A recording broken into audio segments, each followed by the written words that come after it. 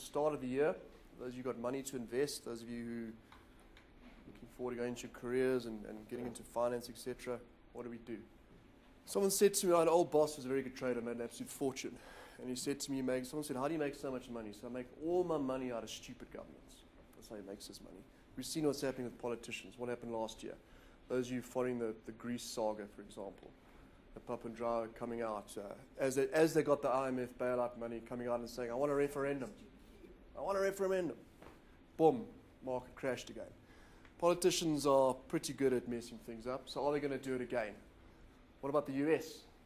Biggest economy in the world. Nice little jump in third quarter GDP, back up about 2.5%. As Marco said, world GDP now near 2.5% still. Is it sustainable? And will Europe achieve a consensus debt resolution strategy? Is the Eurozone going to go into recession? This is also going to dominate, unfortunately, the wires for the next few months. Tomorrow there's a meeting between Greece, Italy, who's also in a little bit of trouble at the moment. Their bond yields are close to 7%, which is unsustainable, and Germany about how to help Italy out. This is going to be the big one for this year, the other big worry this year. China's been insatiable appetite for commodities. This affects South Africa very much so. Something like Kumba, earnings came out a few days ago. Unbelievable earnings. That stock was 40, 50 Rand a few years ago. It's 520 Rand today. I mean, it's been the most incredible story. Dividend yield of close on 9%, cash they don't know what to do with. All that iron ore goes straight to China.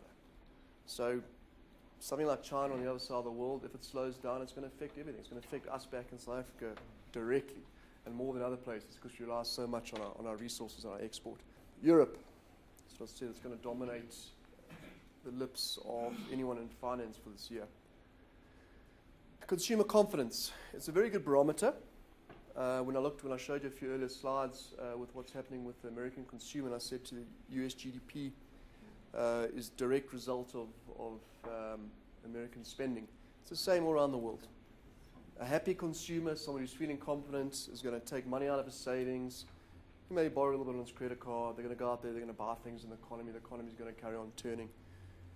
In fact, there's a lot of work being done now. I digress slightly, but there's a lot of work being done now in the field of behavioral finances. And there's a couple of theories out years ago that they call it like random walk theory, and there's another one where at the end of the day, all the markets are, everything the world economy is just human behavior. People get greedy, they buy. People get scared, they sell. In Europe is naturally so. The consumer's not feeling very good. You know, all of a sudden they have to get taxed more. They've had austerity measures. Places like Greece have had to cut their pension age from 65 to 70. So naturally the consumer's not feeling very good. So will Europe achieve a consensus resolution? Will the Eurozone go into recession? It's very likely the Eurozone probably is in recession already. More than likely. Greece is definitely in recession. France is on the verge. It's sitting at their GDP was exactly zero. Now, there was a big argument going on with Sarkozy because he's also up for elections this year. I mean, is zero growth or is it recession? Well, Sarkozy says it's growth, but you know,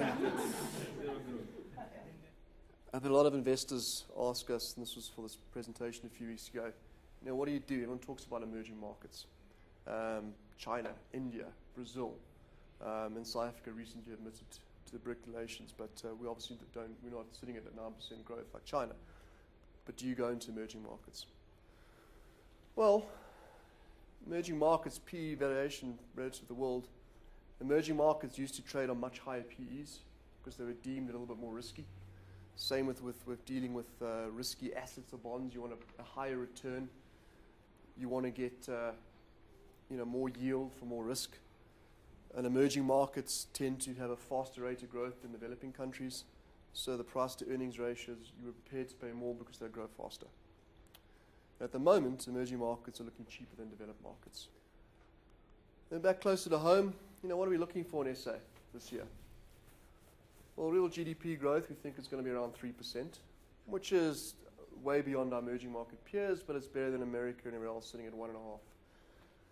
The rand, this one's caught everyone off guard, and I didn't put these numbers in. These are economists that do it. I mean, everyone's got this wrong. Every year, everyone wants to bash the rand. The rand's going to 8, it's going to 9.